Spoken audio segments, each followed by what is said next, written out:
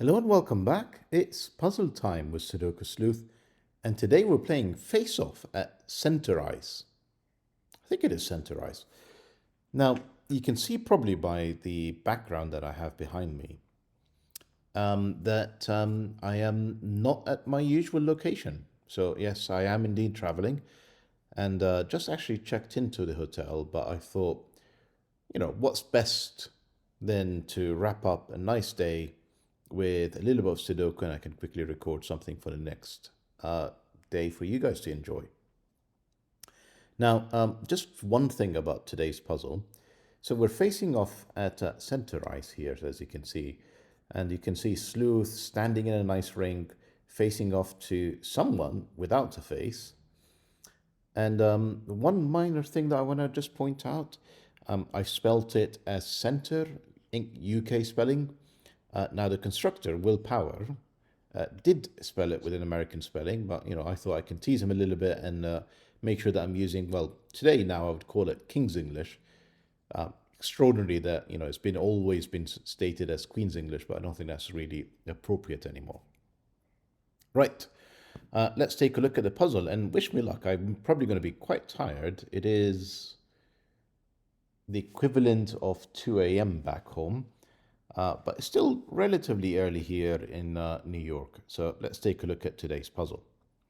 So we have Face Off at Center Ice by Willpower. I've changed the spelling again. That's not appropriate.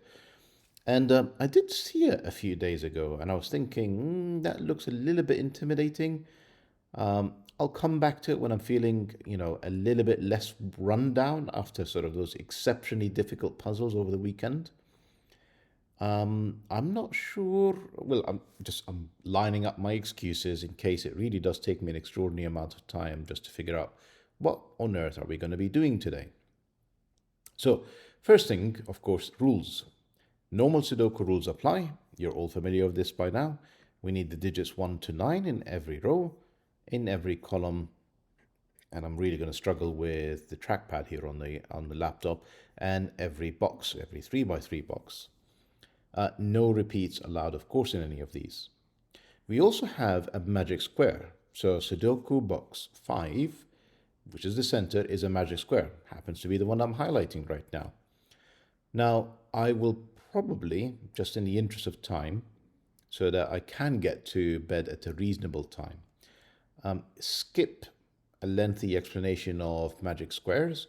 And instead, if I can remember, I will link up here instead something to a magic square tutorial that I did quite a while ago, actually, now at this point.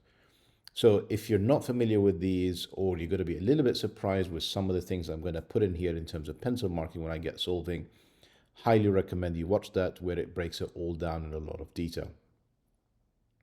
We have killer cages, and we have like immensely large cages here.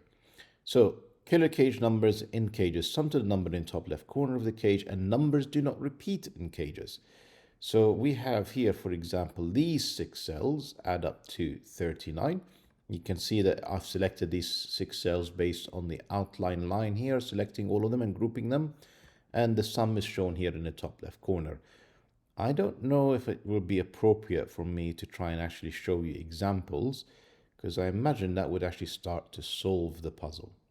But you just need to come up with 6 unique digits that, when you add them all up, obviously from Sudoku set of digits, add up to 39. Then, of course, we've got 38 in here, 36, and 37. We have KROPKI pairs. So numbers with a white dot between them are consecutive, and not all possible dots are shown. So if you consider this white dot here, what it's saying is that these 2 cells, which given the white dot is in between them, are consecutive. So if one of them is a 2, the other one would have to be 1 or 3 to make sure it is consecutive. Now, there is nothing wrong, given it's explicitly stating that not all dots are shown, with me having something like this. Yes, consecutive digits can be next to one another without a white dot between them. That's not against the rules today. We also have, and I'm just double checking, is that everything? Yes, XVs. So we've got V's, and essentially they are highlighting 2 cells that must sum up to 5. If I go with this cell here, for example, if that was a 2, that would be a 3. If this was a 1, that would be a 4. As long as these two cells add up to 5, you're good to go. There's also X's that you can see peppered throughout. When I say peppered, there's really only like 2 grains of peppers here. One X, second X, that's all there is. If that was a 4, this would have to be a 6. The two cells on aggregate must sum up to 10. Now, same thing, no negative constraints, so nothing wrong with having 2 and 8, with these two cells adding up to 10, without an X between them. That does not break today's rule sets. So, all that's left to do is for you guys to feel comfortable heading off down to the ice rink, facing off to whatever's down there. And I guess good luck. It's looking, I think, reasonably solvable, but good luck to me as well. Hopefully the fact that I'm quite tired is not going to slow me down too much. Right. So, magic square. You can always put a 5 in the center of a magic square. Now, the other way that I always remember which way round evens and odds go in the corners and sort of the kind of the center cross, so to speak, is I always think about, well, you need 2 evens and an odd to make up and an odd digit, which is 15. Essentially, the whole point of a magic square is every row, every column, every diagonal has to add up to 15. So that means in the corners, we've got 2, 4, 6, and 8. And in the cross in the middle, we've got 1, 3, 7, and 9.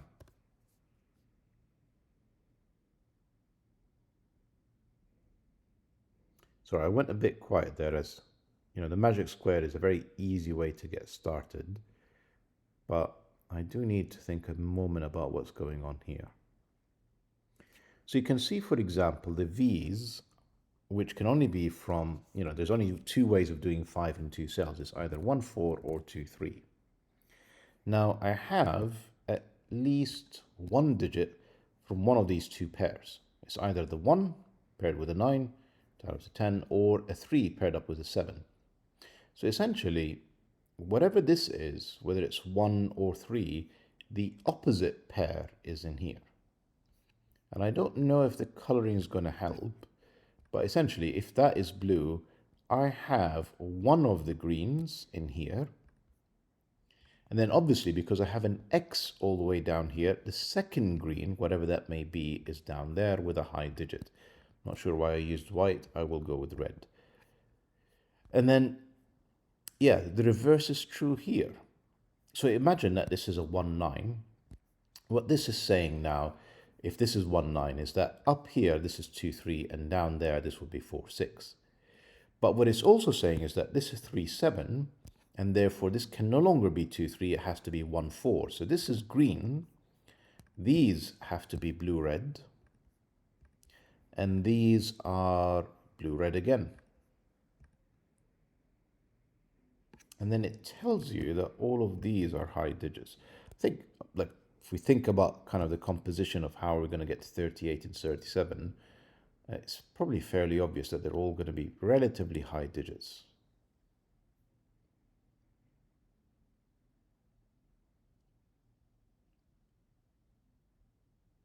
So there's a lot of things that I'm sort of considering right now. One is we'll do a little bit of algebra and try and figure out what these digits have to be. That's kind of, we'll call that option A. And then option B, what I'm noticing is that these cages are very carefully drawn around the fistamifil ring. And at the same time, we have, again, what is almost very careful construction by willpower, where it's almost the Kropki dots are drawing our attention to these 4 corners. So, and it's the fact that it's not quite consistent, like box 1 very much catches your attention. The other boxes less so. So that's why I'm going to call this option B. And I'm going to go with algebra and hope my maths is correct at this point in the evening.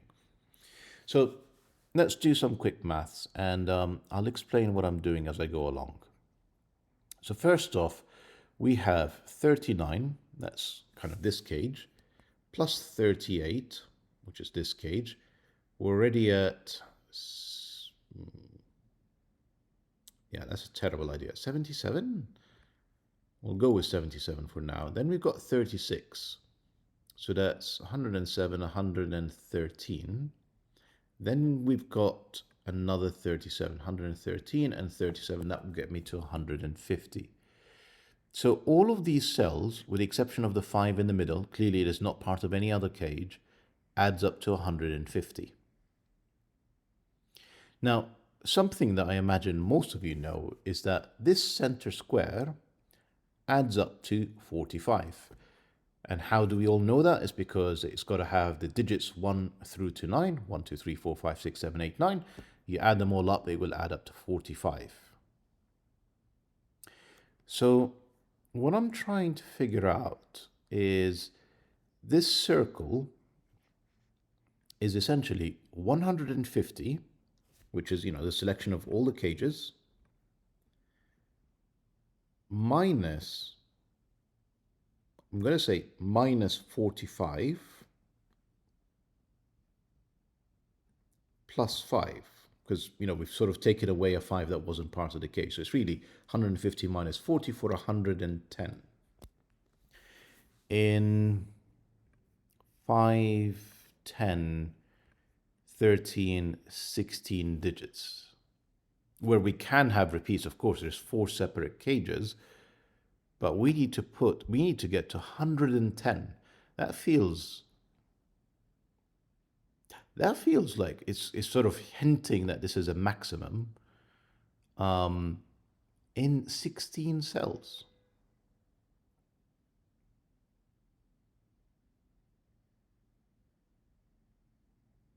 The other thing that I'm also noticing is we have the digits 1 to 9.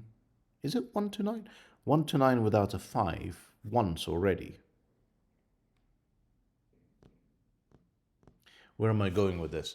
So I cannot have 4 9s in this outer ring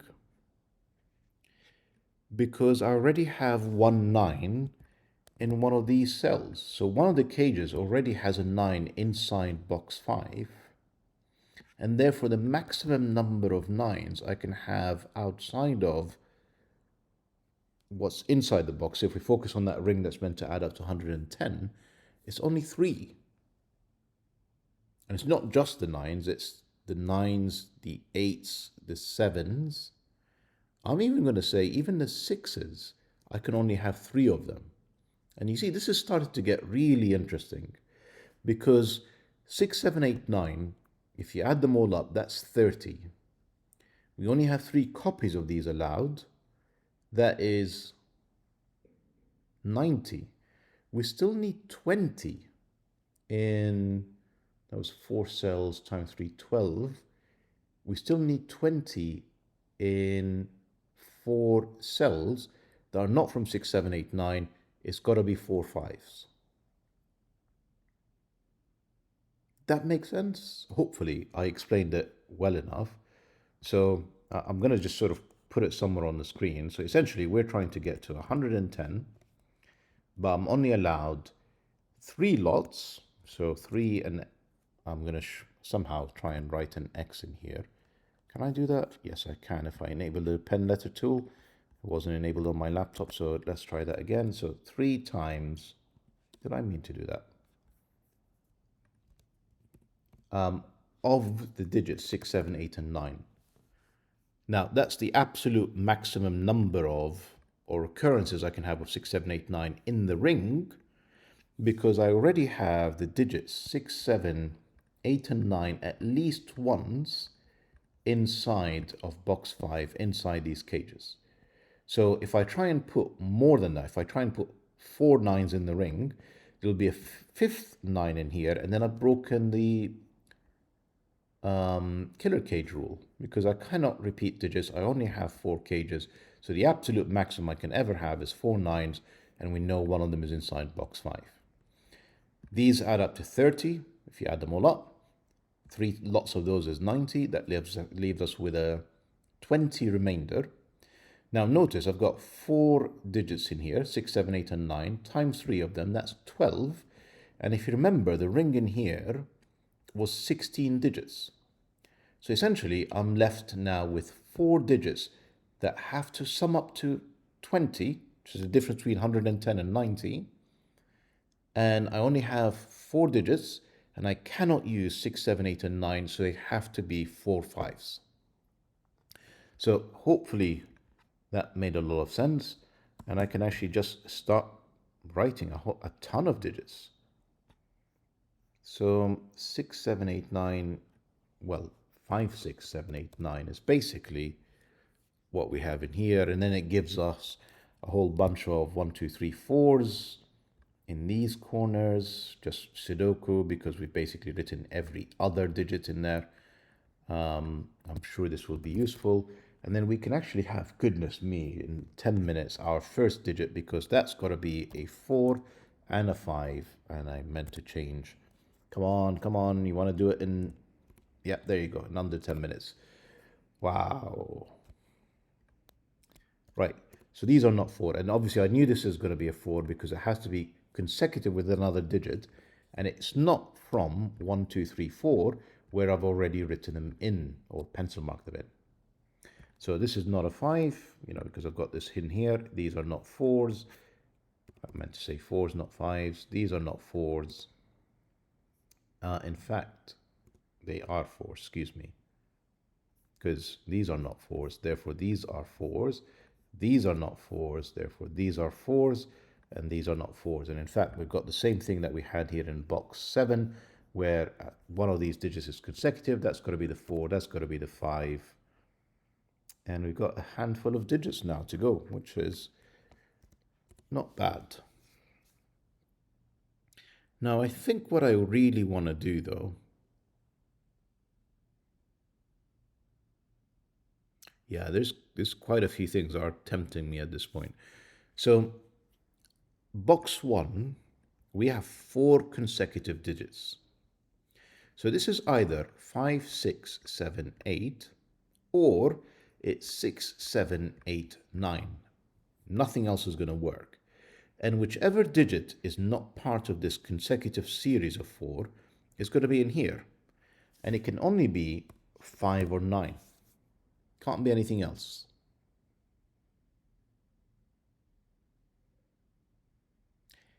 And I'm absolutely certain it's 9.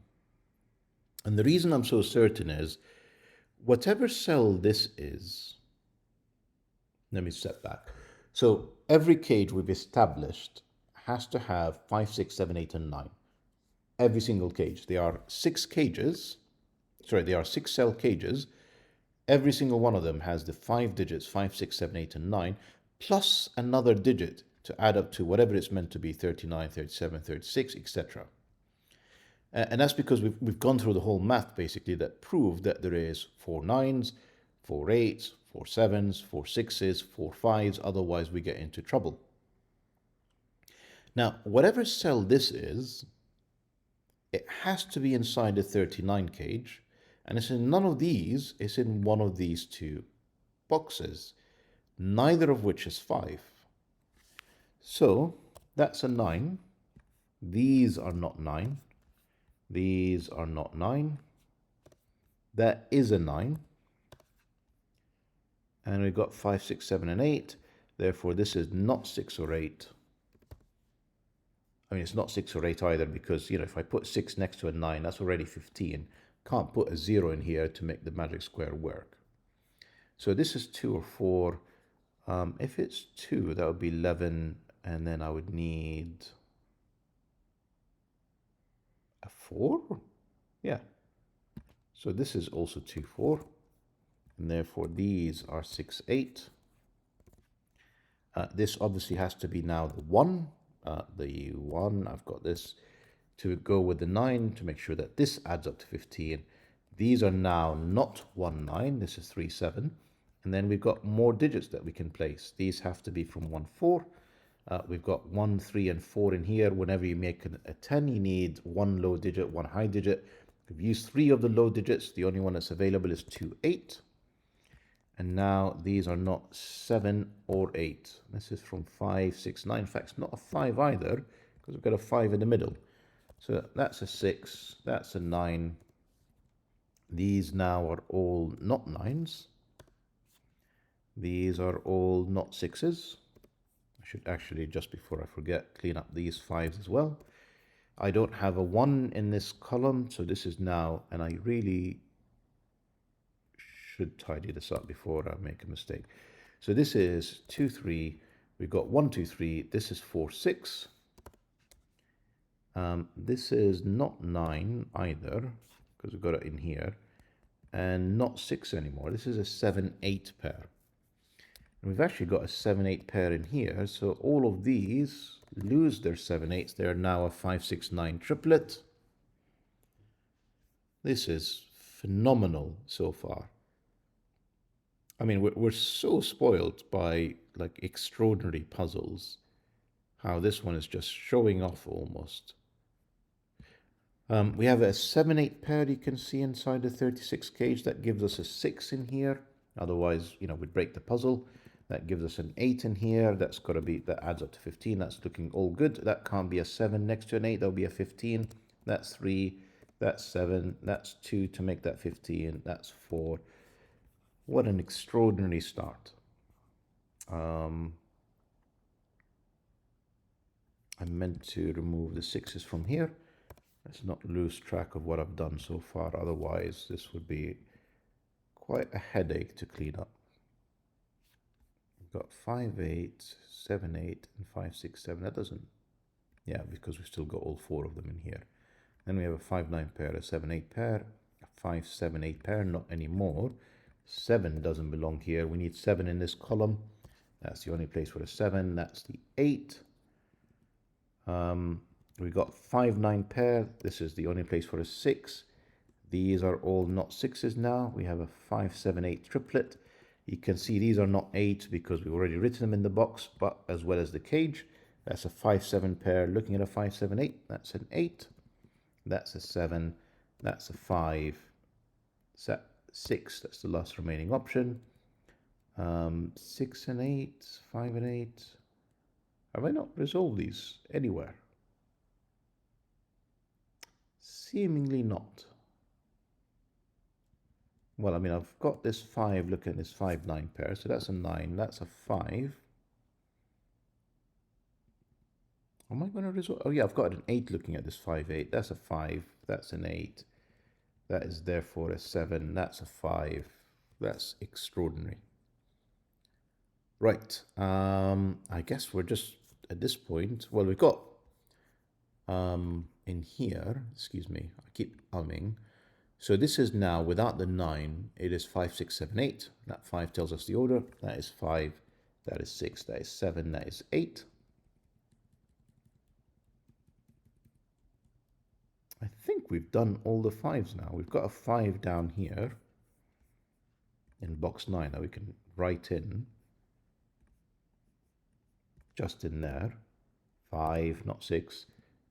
The other way we could have done this as well is we've got 3 that are consecutive, and the 5 clearly is not consecutive with either the 6 or the 4. And this is now 7, 8, 9. The 8 has to be in the middle. These are from 7 and 9. And round we go, I guess.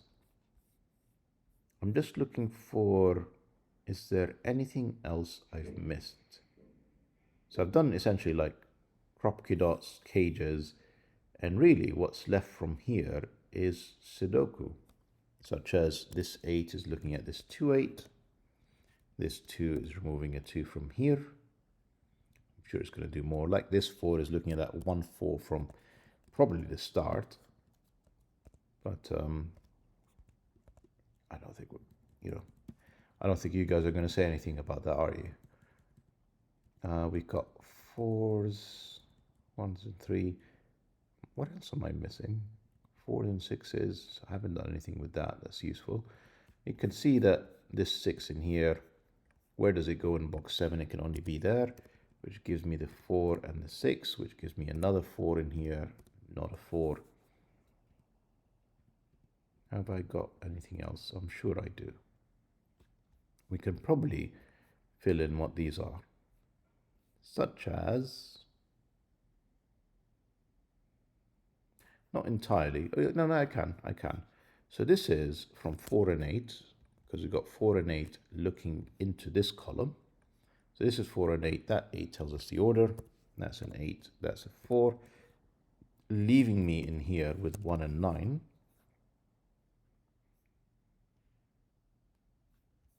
I should probably be able to pencil mark what these are. So 1 will be on this side, joined with 3. And then in here it's a 2 joint with a 7. Yeah, we've got, I was thinking some of these must create triplets. So we've got 1, 2, and 3 and a triplet in here. That gives me the 7, the 2, not a 2 anymore. That's a 1, 3 pair. Doesn't necessarily help me. Have we got something similar up here? Probably. 1, 2, 3. Oh, we don't know. Yes, we do know that this is now a 4. That is a triplet with 1, 2, and 3. That can't be a 1. That's a 9. That's a 1. This 1 bounces back in here. That's not a 1 anymore. Do I know any more at this point? I guess I need to do something similar with these. Can I do something similar? Why was I able to do it here? Well, it doesn't seem so obvious in there. I'm sure it'll be fine. So this one of the 7s is up here. That's a 7. I need 2 and 3 and a 9.